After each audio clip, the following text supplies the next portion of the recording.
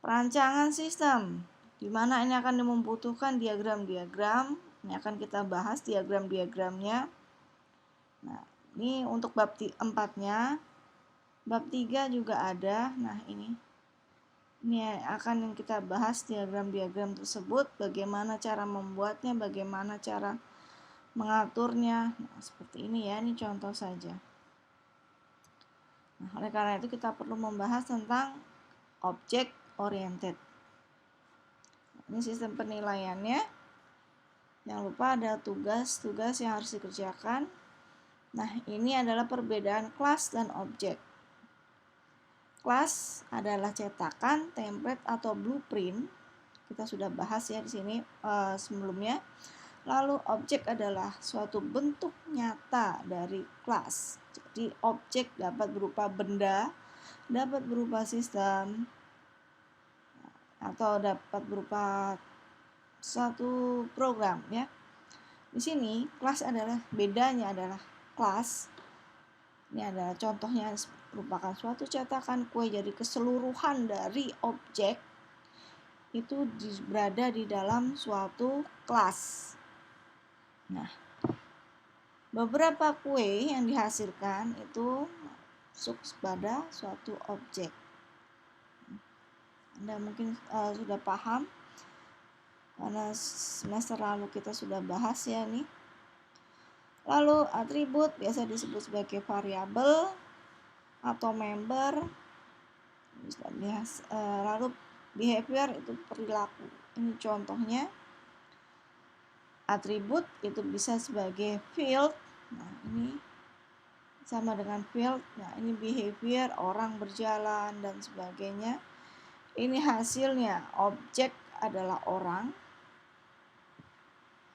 Memiliki nama Budi dan umur 30. Ini objek. Hasilnya merupakan suatu nilai. Ini ada contoh lain. Ini kelasnya, mata kuliah, objeknya algoritma pemrograman. Ini integer. Ini ada suatu kelas. Nah, dalam berorientasi objek kita perlu memahami ciri atau karakteristik berorientasi objek. Fungsinya untuk apa? Nah, ini untuk yang pertama adalah encapsulation. Di sini mekanisme menyembunyikan suatu proses sistem untuk menghindari intervensi dan menyederhanakan penggunaan sistem itu sendiri. Jadi, yang penting di sini pada encapsulation ini untuk menghindari intervensi. Jadi orang lain nggak perlu tahu, ya. Orang lain nggak perlu tahu sistemnya seperti apa, sulitnya membuat sistemnya seperti apa. Nah, ini orang lain tidak perlu tahu. Ini dengan encapsulation, lalu dengan menyederhanakan penggunaan sistem. Contoh di sini adalah pengaturan suhu pada AC. Kita hanya menekan temperatur naik dan turun. Tetapi prosesnya seperti apa ini kita tidak perlu tahu. Ya, prosesnya seperti apa. Lalu pada encapsulation di sini ada public, protected dan private. Public dapat diketahui oleh siapapun. Protected hanya objek tersebut yang dapat membukanya.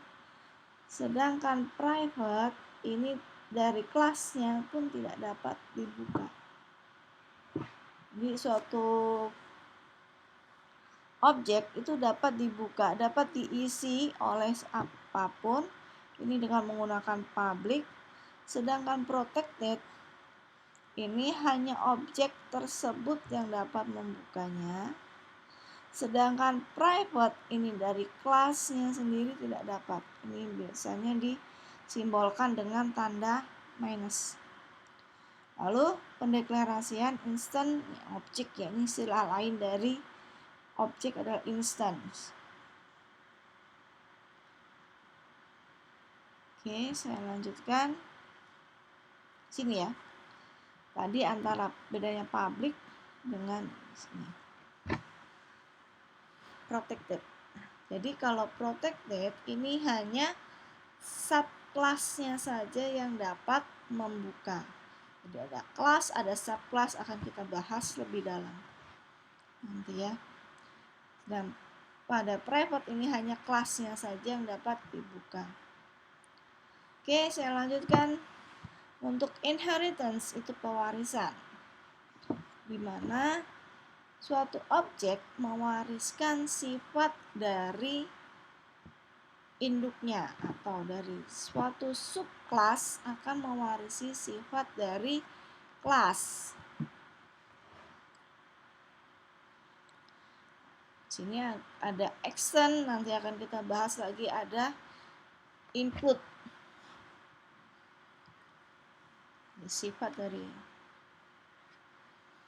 Nah, contohnya sini. Ini adalah sepeda. Sepeda mempunyai sifat, memiliki ciri, mempunyai gear dan memiliki kecepatan. Nah, sepeda ya memiliki subclass sepeda gunung. Di mana sepeda gunung memiliki saddle yang berbeda dari yang lain. Contohnya inheritance. Lalu ada polymorphism. Penggunaan satu sama lain berbeda dengan metode yang berbeda parameter. Ini contohnya penggunaannya adalah sini.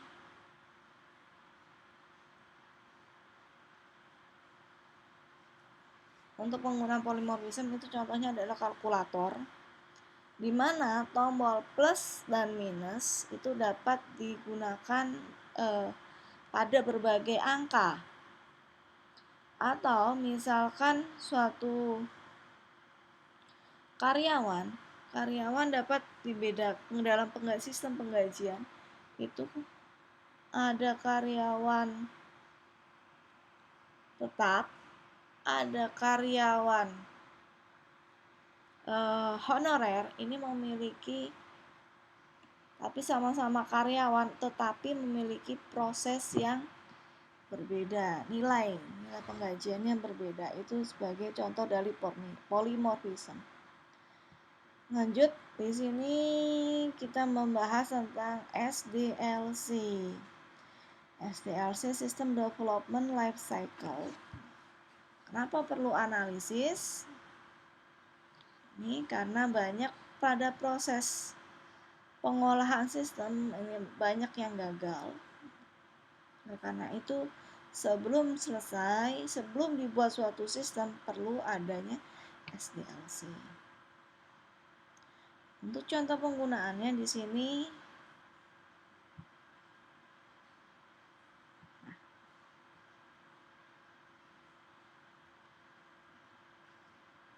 analisis sistem perangkat lunak. Ini adalah suatu contoh dari tugas akhir di bab 1.